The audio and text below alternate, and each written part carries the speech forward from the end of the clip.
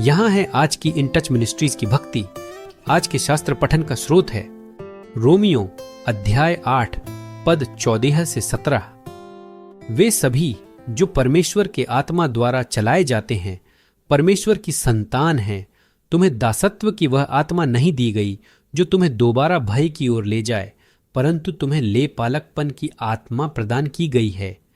इसी की प्रेरणा से हम पुकारते हैं, अब्बा पिता।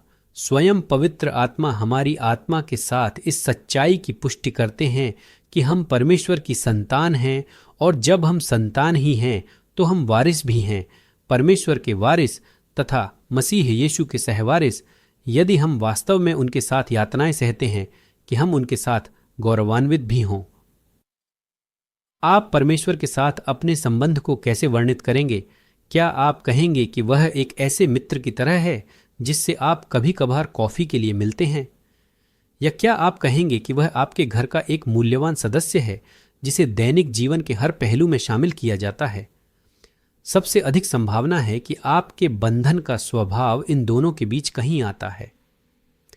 प्रभु के साथ आपके संबंध की जो भी स्थिति हो, निश्चय जानिए कि वह कुछ और अधिक निकट और अधिक अर्थपूर्ण चाहता है।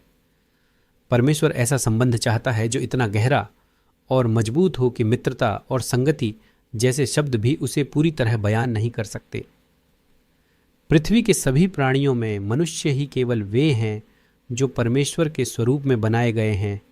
उसके समान हम सोच सकते हैं, तर्क कर सकते हैं, महसूस कर सकते हैं और चुनाव कर सकते हैं, यद्यपि हम इनमें से कोई भी बात उतनी पूरी या सिद्ध रीति से नहीं करते जितनी वह करता है।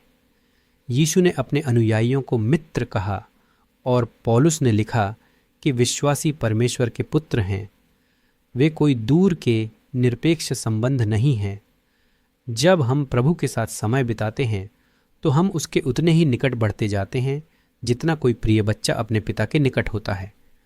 कुछ विश्वासियों को यह गलत धारणा होती है कि कुछ मसीही काम करना ही परमेश्वर को प्रसन्न करने का तरीका है, पर हमारे पिता को प्रसन्न करने का तरीका मसीही बनकर रहने में है। वह चाहता है कि हम इस प्रकार जीवन जिएं कि दूसरे देखें कि वह हमारा पिता और सबसे अच्छा मित्र है।